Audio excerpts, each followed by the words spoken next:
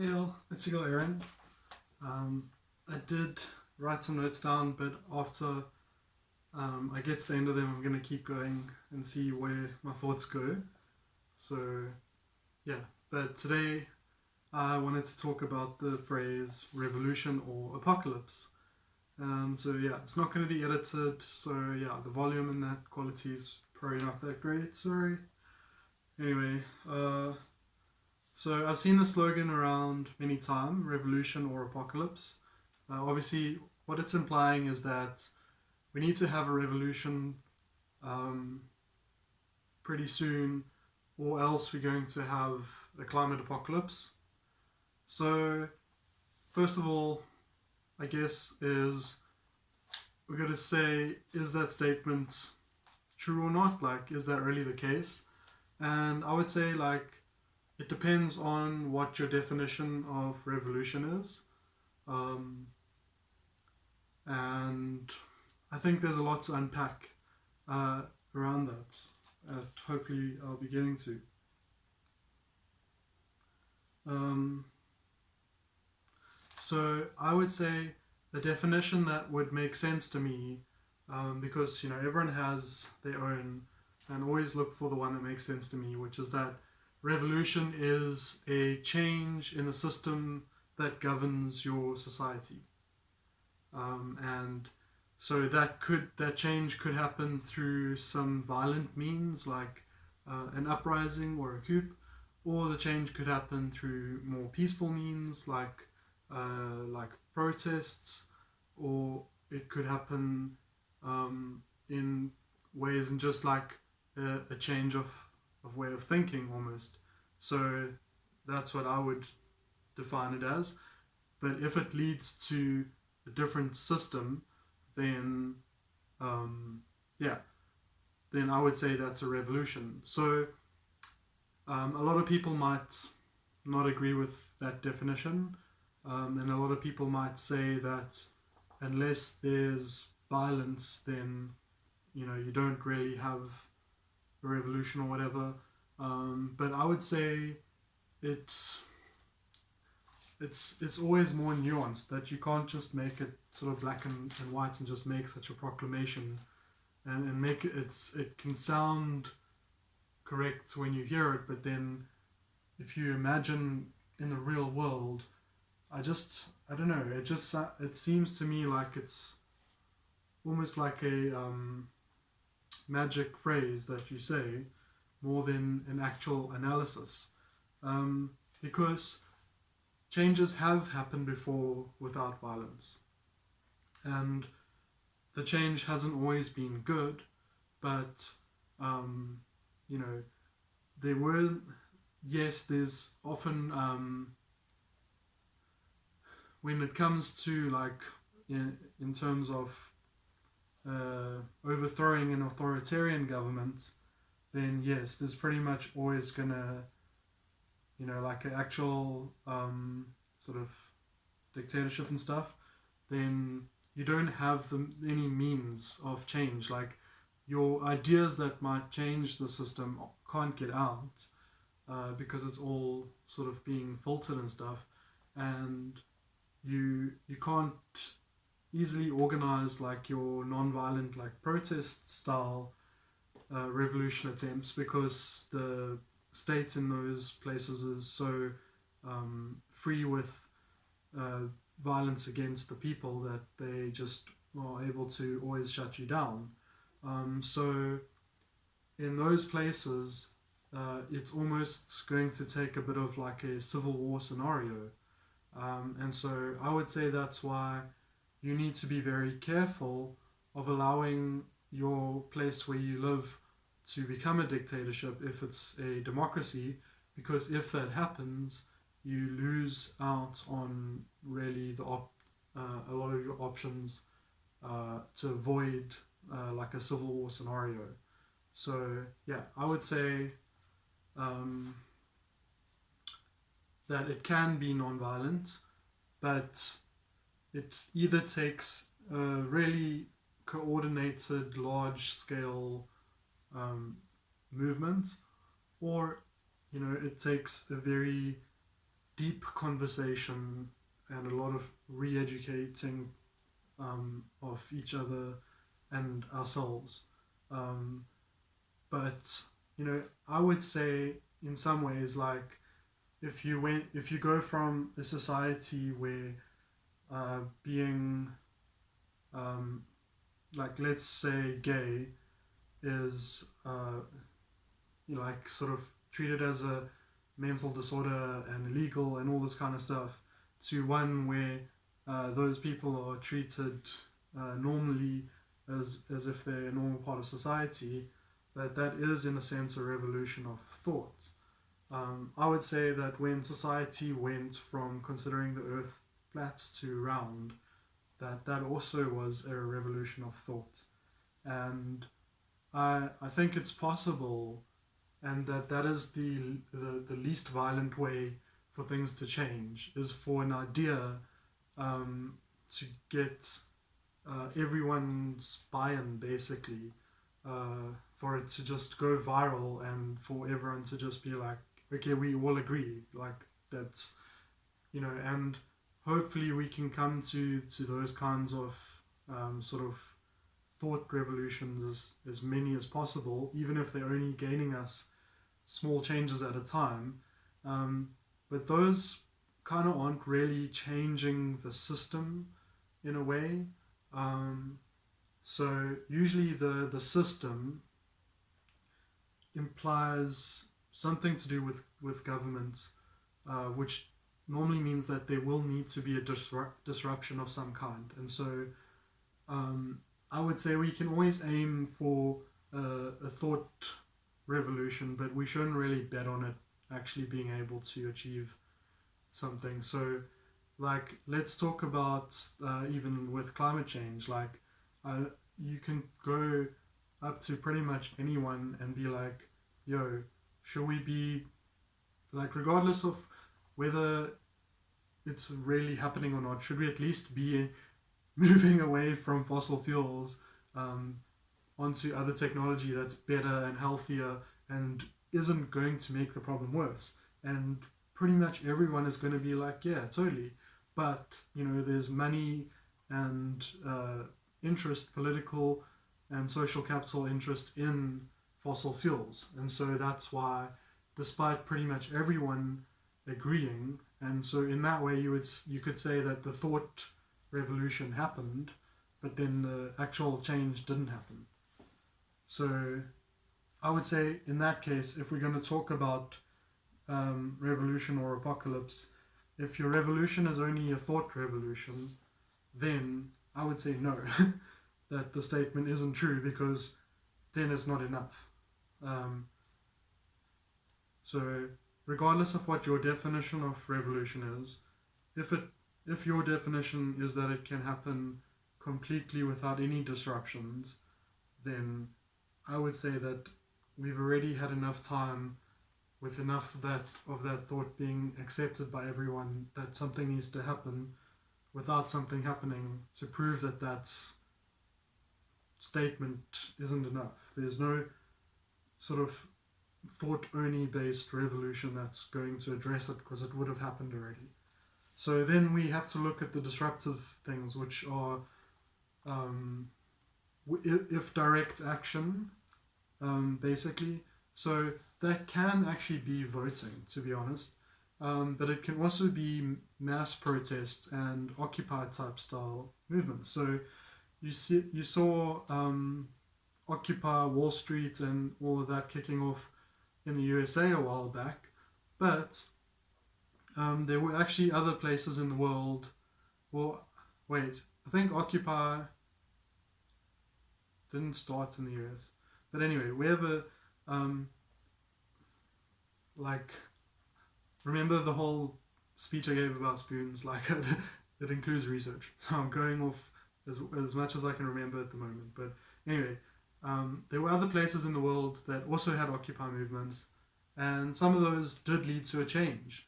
And the change didn't always stick, but if we look at a place like Taiwan, the change did stick, and they now probably have the most progressive government in the world.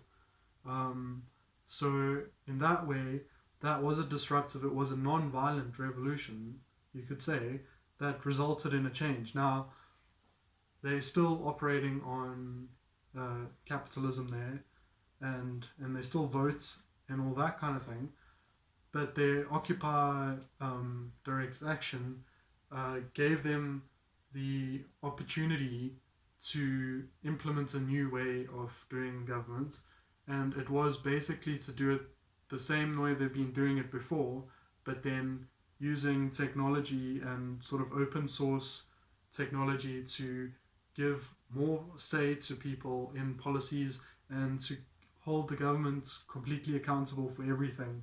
So, for example, if you're a minister there and you're coming to the end of your term and someone else is going to be taking over your job in the next term, there's no handover period between you and them, because everything that they need to do their job should already be on the computer system. And so everything you need to do your job, you should be doing on it. And so they've made the system good enough that it can actually contain everything that they need like that. And then that feeds into transparency with like open data, showing people in the public can go and see, what's spent on what.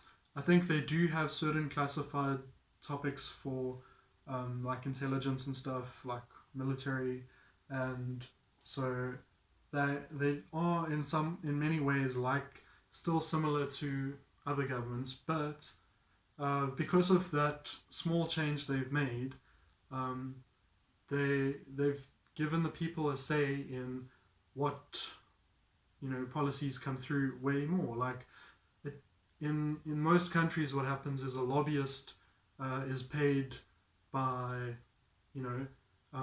a think tank who's paid by a foundation who's paid by a trust who's owned by a billionaire. But in a sense, it's the billionaire spending their money to get like lobbyist people to write laws that they can then give to the politicians, and then the politicians in some cases just take it as is, in other cases edit it or whatever. But that's kind of how most of the law gets written, and so it's funded by corporations or very rich people essentially. And people often don't get a say, and oftentimes stuff will actually get passed before people even made aware, or they won't even be made aware after it's passed. I'm sure there must be some way of seeing where all the bills are passing, but it's not ever sort of drawn people attention to it. It's never like, hey, we are doing all of this. Oftentimes we hear about all of these weird laws and stuff because people are reporting on it, not because the politicians have sort of been talking about the stuff they're doing. But so in Taiwan, before it gets to the lawmaker, instead of it going from corporations and whatever, there's a sort of a way for the people in the country to talk about it. There's like a social media platform where they can give their opinions on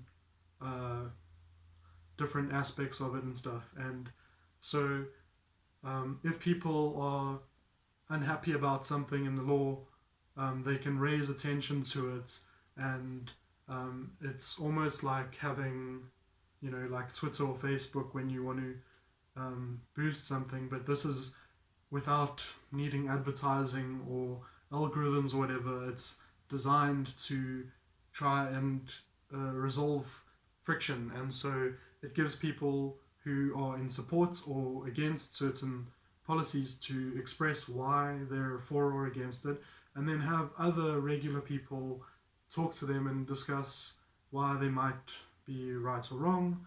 And then obviously if people are really unhappy, then they can actually look into it further and not just go ahead with writing the law.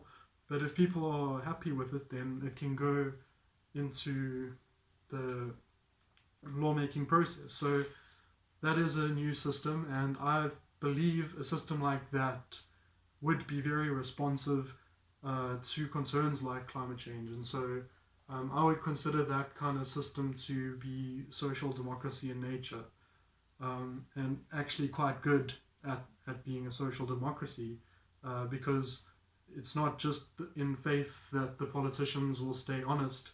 There is actually infrastructure in place, and it's all architected, around that.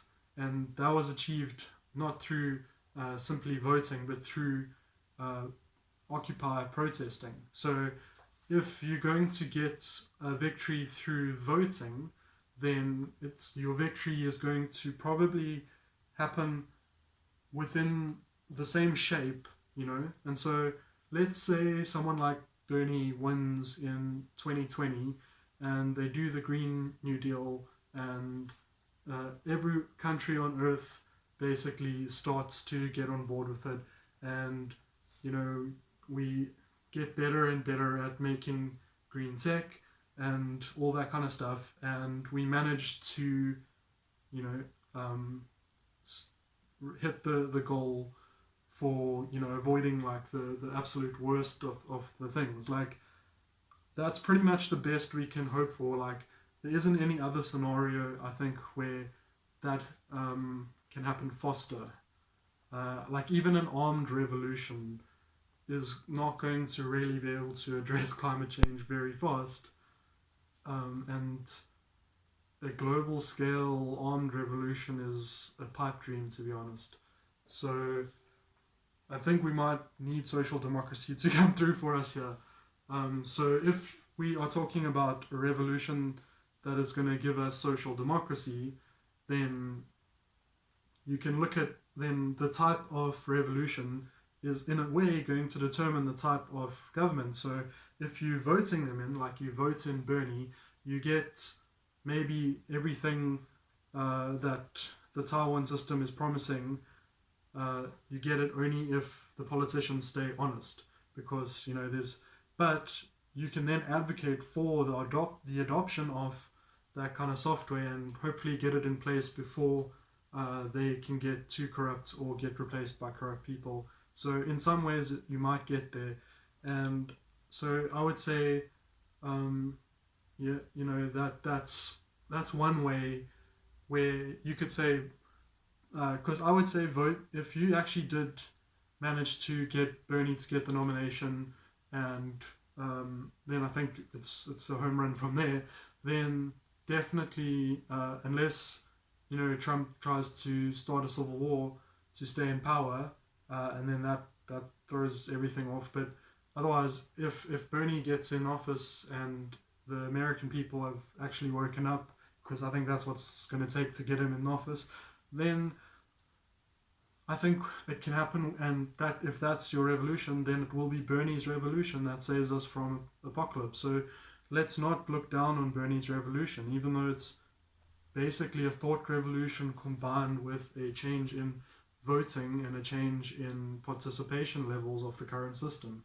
It's a Let's do the current system as best we can to get the best people in power we can, and then do the best we can with that. And it's a very centrist approach, to be honest. People call Bernie left, but that is like straight down the middle, if you ask me. So other kinds of, I just want to, yeah, okay, it's still recording.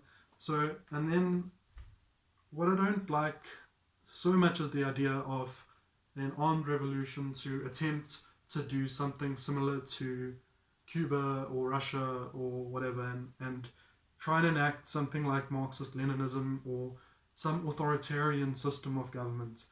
Because I would say, best case scenario, if you succeed in such an endeavor, you will only get there about as fast as the social democracy routes, because you're still going to need to get a whole bunch of people on board, and you're going to need to get them on board with a whole lot more.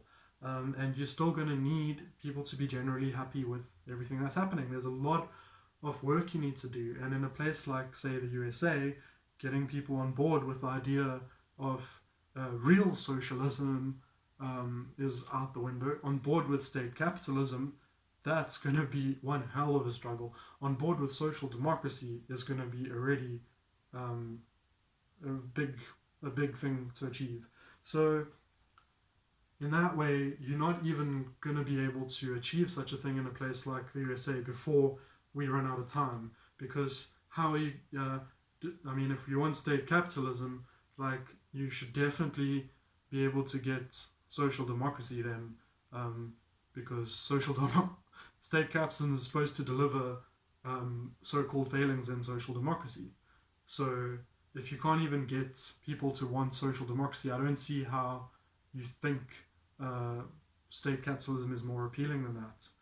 Um, and to be honest, I don't think anyone would ever find state capitalism more appealing unless they're themselves authoritarian people. Because you don't achieve anything faster with authoritarianism. Like it kind of actually slows you down and makes you less flexible. Look at indie startups versus big corporations. Sure, the big corporations can have these massive projects, but if you get enough indies on board, they can too. There's an entire remix of Star Wars where people just did like a few minutes each, or like a minute each, or whatever, a whole lot of different creators, and just remade the movie that way. So you can do just as large scale projects if it's worth making that enough people agree to it. The only thing authoritarianism gets benefit is that you get to do things that a lot of people don't want to do. And if you ask me, there's ways of fighting battles and even overthrowing the government that's way better than through authoritarian structures. Like, if that's your goal, you want to go decentralized, in my opinion. So, even in that sense, and then the other problem with that is if you try an armed revolution and fail, then you're either throwing the country into civil war or killing your movement. And then you're giving the fascists free reign if they kill your movement. And if you're in a civil war, you're too busy trying to win that to deal with the climate. So there's a chance that you miss the deadline entirely in multiple different ways if you try to go the authoritarian route. Whereas if we just try to get people to buckle down and push for action in the system we have with voting, protests, Occupy movements, you're only going to get out something that people want. So unless you go authoritarian, you can only ever get out what people want. And the thing is, if you go authoritarian, there's no guarantees that you will achieve what you want. It is something that has been attempted very many times, and only a few times did the people who attempted it end up in power, and only a few of those times did it stick around long, and all of those times they're basically doing capitalism again now.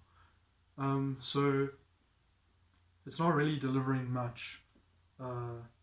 It's always promising much. But what I think is, instead of trying to waste time, because to get people to actually take up arms, it, you got to push them far, you know. And the thing is, do you want it to get to a stage where there's 1 year left, and literally, if we don't all take up arms immediately and storm the gates, we're all gonna die? Like, what have you been doing for the other 11 or 9 or whatever years up until that point? Because then you're allowing the urgency of the hour to do the work for you anyway. You haven't done anything. So I would say, if it gets to the last hour, let's talk again. But we got 9 years left until we hit that point at least. And what can we do in that time that can hopefully avoid having to take up arms? Because there's no guarantee it will work. If it works, there's no guarantee you'll get done what you want. And if it doesn't work, it's worse than not doing anything at all. You'll be way worse than we are even now. So yeah, I would say in the sense of revolution versus apocalypse, you can have a violent revolution that achieves a social democracy as well. And I think that will not be authoritarian, and so it might actually have a chance. And so then it might work out a little bit more like the Occupy Taiwan style model, where the society that they have now is relatively peaceful. It didn't fracture them into warring factions or whatever, and they are able to stay a social democracy because they put in that infrastructure there. So, you know, if you need to do an armed revolution just to get you that point, then okay. But are we talking about you getting a whole lot of troops together to fight your country's police and army who have training, have propaganda on their side, have everyone's been brainwashed to think of them as allies? Like, it's an uphill battle, and it's very messy. And I think that we should try to avoid that at all costs. So I think the best bet is try and vote the right people in and get them to put in that infrastructure. If they won't put in that infrastructure, do the Occupy movements, put in that infrastructure. If your Occupy movement doesn't succeed, then that's when we gotta see, like, because are you gonna allow the movement then to die if it's not actually working? What makes, I think a lot of time when a movement dies out, it dies out because no other countries really got on its level. So like, if you look at France, like at the beginning of the year, the hype was real, and like everyone was talking about we should do it in our country, and then a whole lot of people co-opted it, and I said like you shouldn't use the same symbol because that's just opening it up for reactionaries. Like, use whatever symbol's relevant. Like if you're in the USA, use the mila, whatever they are, like those silver blanket things in the cages. If you do a yellow vest thing in the USA, do it with those, because every time people see it, they'll think of that, and that's what you're doing it over, right? So I would say go watch that video again if you live in the USA, because y'all need to start doing something like that, and like do it every weekend, and then pick a symbol like that, and it doesn't matter how long it takes, every weekend, but everyone else needs to get on that level too, and eventually we all need to get on that level everywhere, as a society, everywhere. Every government that isn't implementing the right policies for climate change, isn't putting in the infrastructure for social justice, and to give the people a say in legislature, protest every weekend, and until they do. And hopefully it isn't just going to be one place at a time, but when it's all the places together, then we're talking. Then there's now it's like the fear that if you succeed, you'll get shut down by others goes down, because it's more like if we succeed, it might trigger them. If they succeed, it might, and if all of us succeed, then we'll be safe. And then it has the opposite effect where your incentive starts to become to seize the opportunity, because you won't likely get an opportunity like that again, where doing it won't result in foreign threats and stuff. So if we can get the whole world to be like protesting every weekend, like then we are really in an opportunity for successfully changing systems peacefully. And then if we get to the last hour and that hasn't worked, then we'll see what we have to do things. But I think we can get there, and I think that's why I don't like when people share these memes. What I don't like is when they're talking about violent revolutions and all that kind of thing, and like, yeah, we need to take down the government, and then you're like, oh, what government you going to put in place? Like, yeah, socialism, and it's like, are you sure? Because like, then that sounds authoritarian to me. Like, because now you're taking over the state, you're forcing the states out, putting your own one in place, and then forcing people to do what you want. So I'm way more interested in like, let's protest every weekend as an entire globe, and show solidarity with each other that way, and choose new systems together, share the knowledge. Why isn't everyone talking about Taiwan's government model, etc.? And so let's get on that level first and then worry about further levels. Where if you are just going to let, like, and that's kind of accelerationism, is like allow things or even encourage things to get bad and get worse so that people can actually do something. And that's a really horrible way of doing things. It's like people already gonna work together. People, that's literally our species. Is like we work together and problem solve, um, like in the abstract. And so people are already gonna want to cooperate. You don't need to make it like a life or death situation for them. That if you make it a situation where they have an option to act and you give them the tools and the freedoms, like if you get better working conditions and better wages, that gives people more free time and more resources. So those kinds of things will give people the freedom to actually start looking into theories, start, you know, building their own like businesses or whatever on the side and stuff. So by keeping wages low, you also suppress people's ability to change the system.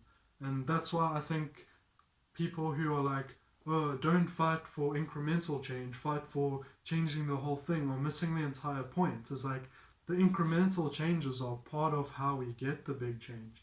The incremental changes are how we fight back and earn back for ourselves some power, and then use that to get even more, and then use that to get even more, etc. And so right now, if you are going to want it to be violent, then you're going to want almost to divide people and create tension so high that it spills into violence. And that isn't what you should want. And you shouldn't expect that it's going to be aimed at the right people when you do it that way. But if we do it in a peaceful way, then we get a chance to actually choose. People get, and we can try and pull people as far left as possible, and let's try and pull them all the way to having no state. But at the end of the day, they still get to choose, and the system that they choose is what we do together. We cooperate together, and however far we've gotten, we fight to go more from there. Even if it's going to take subsequent further revolutions, that's fine because we moved in the right direction. Whereas if you create civil wars or you go into an authoritarian way, you're not moving in the right direction. And even if you can work the machine of your society to do the right motions, the people inside will be faking it, and it's gonna come apart because we are already so sick of being told what to do all the time. And now it's you just going to be telling them what to do again. If you give people the right information and you help them to learn what they need to learn, and you give them a boost to get where they need to get, and we can do that for each other. And that's what, if you have a movement and your movement's organizing together to do things, that's what it should be organizing to do. Then you do that, then people can actually start to build their own base of power. And so in that sense, it is a revolution that is peaceful, I think, that can save us from an apocalypse. And a violent one, I think, is the most chance at failure than even capitalism solving it. Because capitalists have incentive in us not all dying too. They're just way too greedy to hold themselves back, but then they might stumble across solutions that only 20% of the planet dies instead of all of them or whatever. So let's not let them save it. Let's not risk everyone dying by authoritarians gaining the reins everywhere. Let's cooperate together, everyone, and let's have a peaceful revolution. And we need to all, everywhere in the world, be doing it together, because everywhere in the world has their own military that is threatening each other. So we all got to show solidarity with each other as people, so that we know that when we do take the chance to change our system and hopefully that can be peaceful everywhere.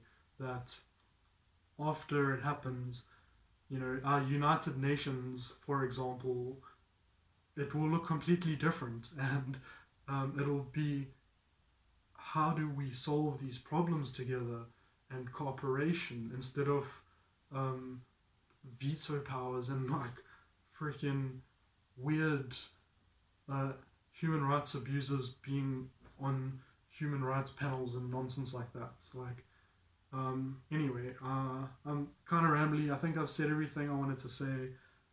So that I would just say every time I see that meme, I'm just like, are you talking about an authoritarian? And people say like all revolutions are authoritarian, or all violent revolutions even are authoritarian, but that isn't the case, because if it's the people choosing it, it's not authoritarian. Um, and if the people are wielding arms against the politicians and the bourgeoisie, then that's still the people's choice. It's not authoritarian. And so, if it is a coup, a vanguard, or something like that, then in that case that's authoritarian. And yeah, I don't want that, and I don't think that's. I think we've seen that fail enough times to know better, and maybe I'm still slightly traumatized from the very existence of tankies still, that I feel like I need to address this. Anyway, thank you so much for watching, and bye.